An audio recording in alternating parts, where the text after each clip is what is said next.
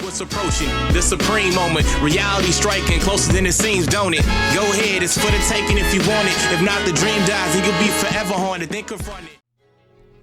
I may or may not have used Sleeping Kais and Grand Kais on him. I'm not saying I did, but if I did, it was totally worth it.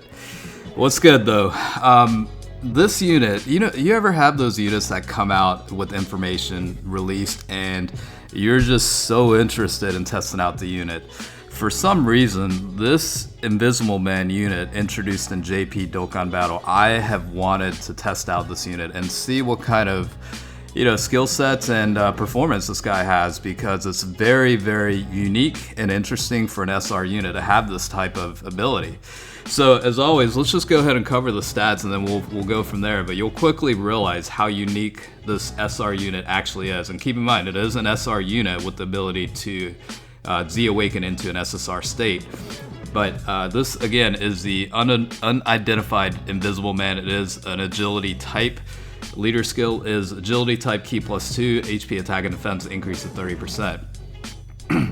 The super attack causes supreme damage to enemy, excuse me, and also lowers attack and defense. So it's pretty wild that this guy actually has supreme damage, but also the fact that this unit can lower defense and attack. That's pretty interesting.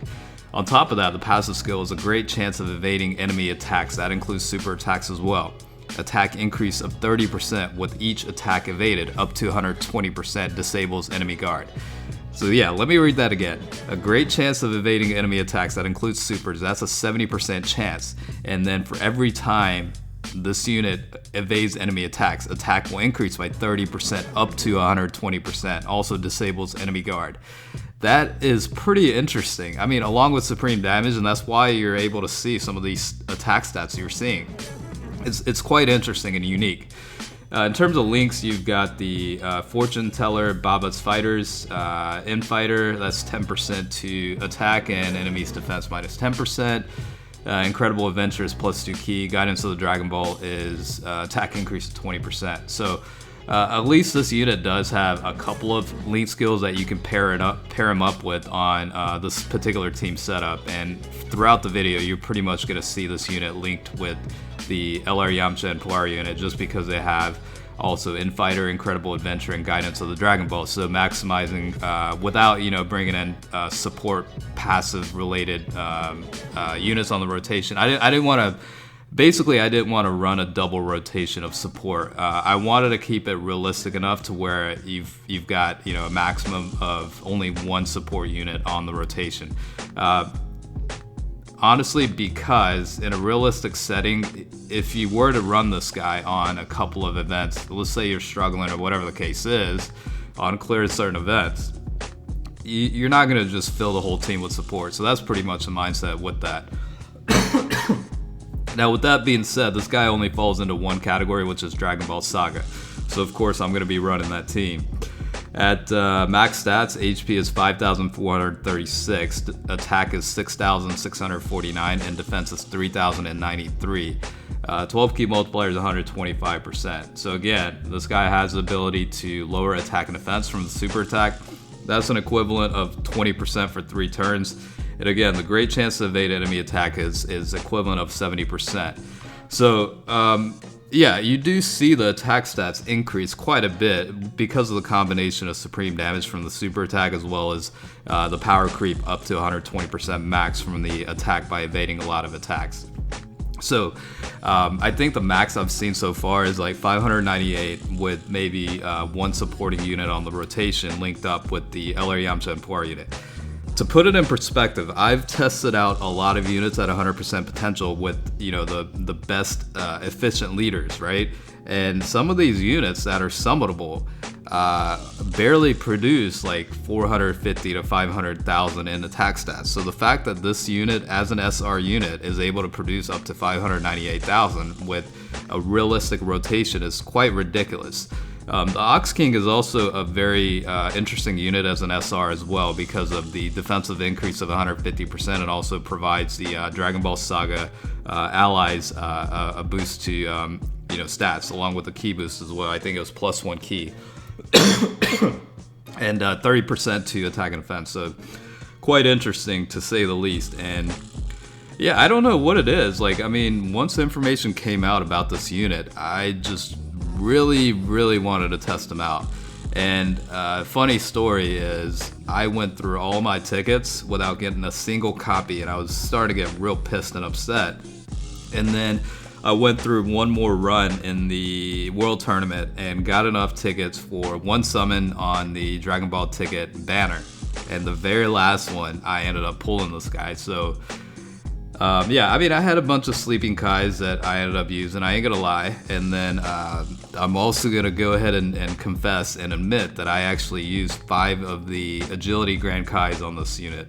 I had plenty of them sitting around, plus I have a bunch of Elder Kais, so it's not really an issue, but yeah, I mean, honestly, I wanted to see him at max SA and see how much of a attack stats this unit actually produces, and to be honest with you, I'm actually quite impressed. Yeah, once I saw the stats, I'm like, you know, this unit could actually produce some numbers, and you know what, it's absolutely correct. I mean, 120% max from the power creep from evading attacks, and then the ability to cause supreme damage from the super attack.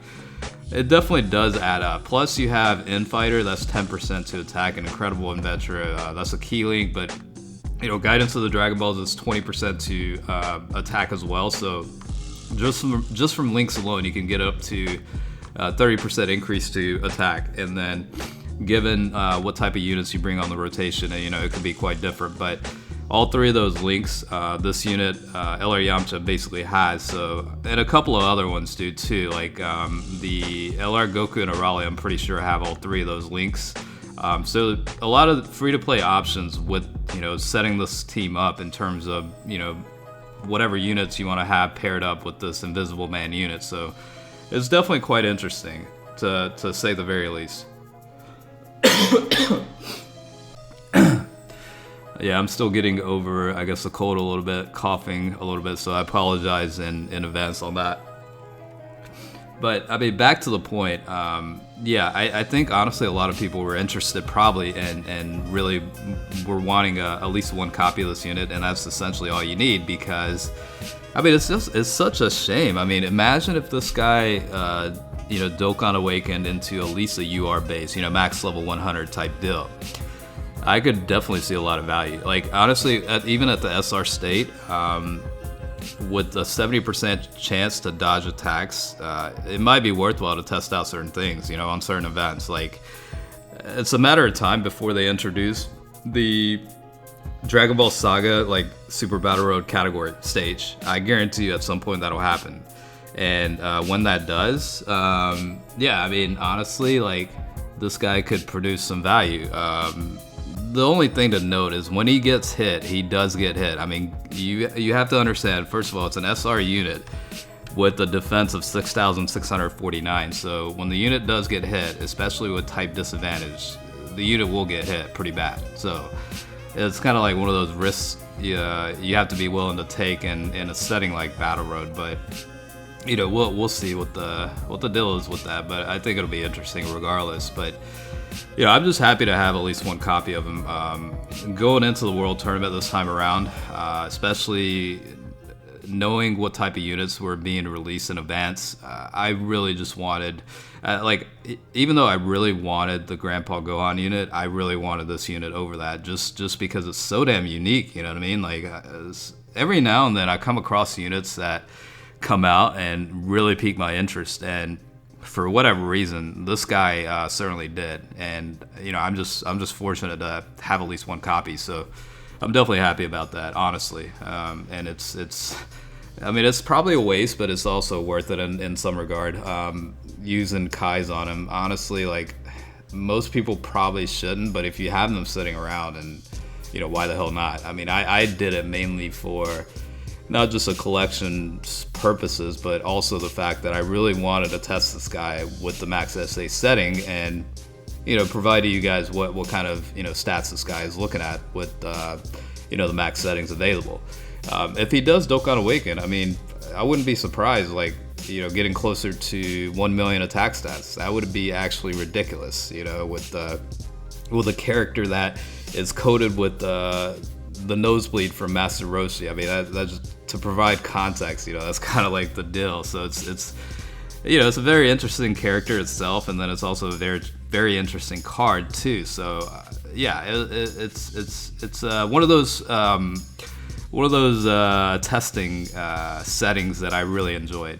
Every now and then I run into units that I really want to test, and I enjoy testing it out. So it's definitely the case here. But yeah, this is pretty much the brief showcase for the new Agility Invisible Man unit from the World Tournament ticket banner on the Dragon Ball Saga setting. Hopefully you guys enjoy the video. As always, I do appreciate you guys checking it out.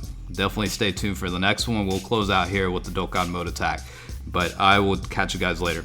Peace out.